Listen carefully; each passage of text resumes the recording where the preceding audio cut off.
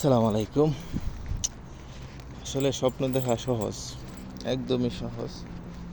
যেমন আমি দেখেছিলাম 6 মাসের ভিতরেই পূরণ হয়ে গেল আমার স্বপ্ন, চলে আসলাম বিদেশে। তো বিদেশ আসার 3 বছর হলো।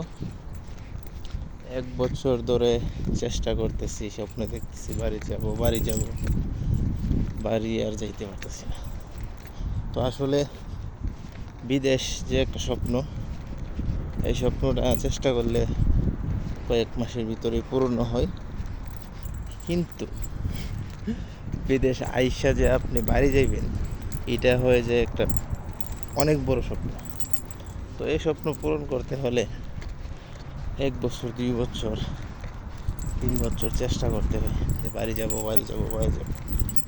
এরপরও স্বপ্ন পূরণ হয় না। আসলে মানুষের চাহিদার শেষ হয় না। চাহিদা একটু হইলে আর একটু হইতে চায়, আর একটু হইতে চায়, আর একটু হইতে চায়। তো স্বপ্নটা স্বপ্ন হইতে গিয়ে যায়।